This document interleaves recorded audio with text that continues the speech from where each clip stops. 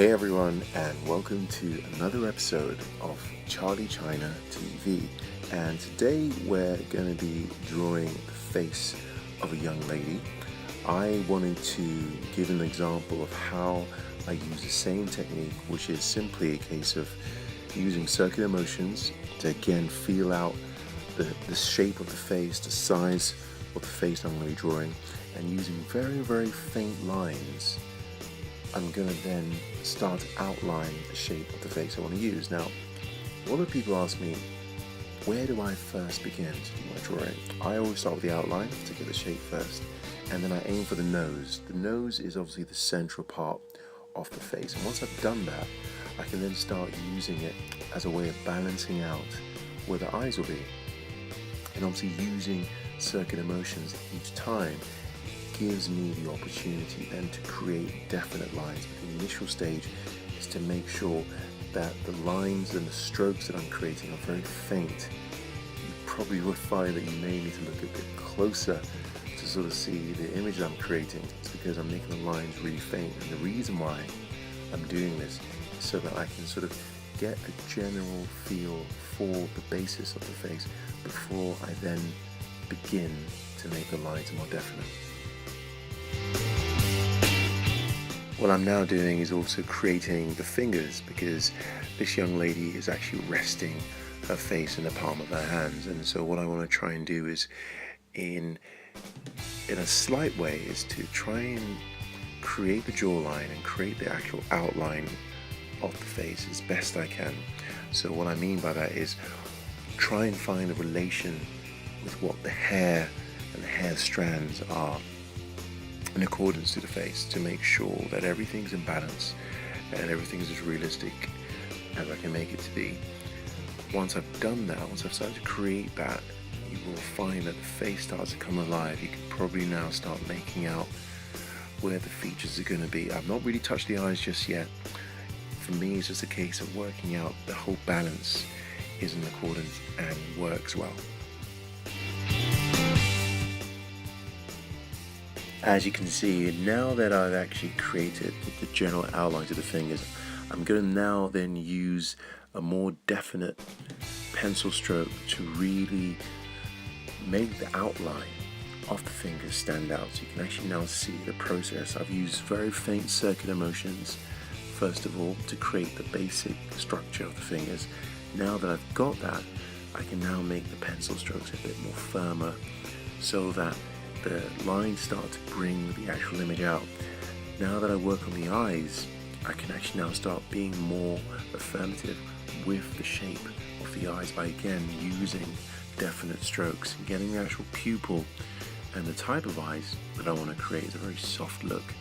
And again, my technique for creating that wet look for the eyes is something I'm going to share with you now. I'm going to use the very dark areas of the eyes where the eyelashes are, and then for that area I'll apply more pressure. And as you know, with eyes, to give that wet look you need to give it a bit of shine, and that's what I'm creating now. I'm creating a certain level of shine, and once I've done that with the actual eyeball itself, I'll then start working the eyebrows, as you can see, and then now drawing will really start to take shape.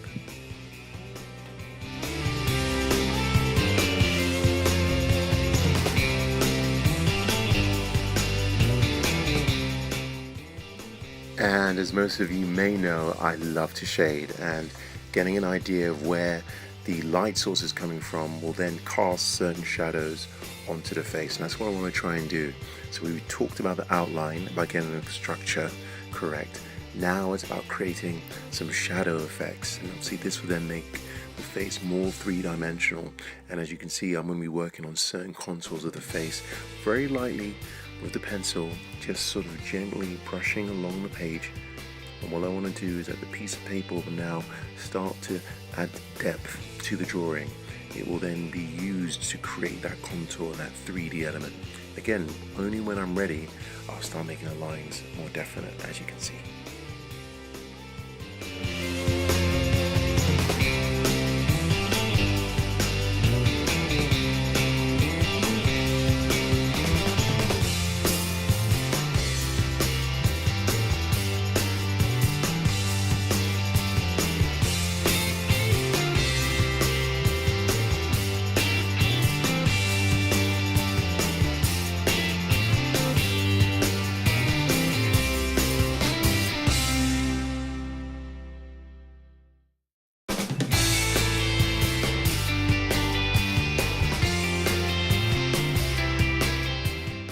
often told that drawing the mouth can be quite difficult. My simple technique is to think of the mouth as a way of creating shadows. Again, if the light source is from above, then the top lip, the upper lip, will be darker, and then that will then cast light on the bottom part of the lip. So that's my way of actually creating it and also making it three-dimensional.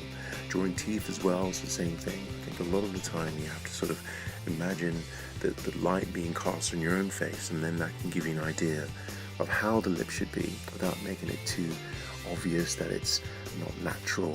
You want to try and make the drawing as natural as you can make it, but at the same time have fun with casting shadows.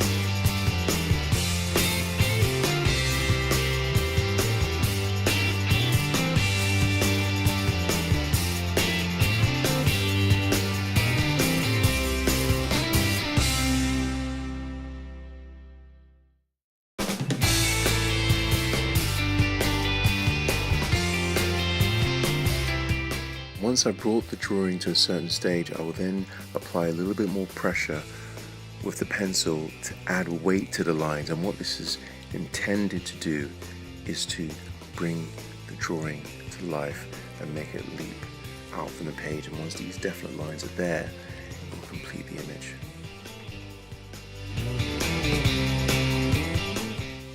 Thanks for watching.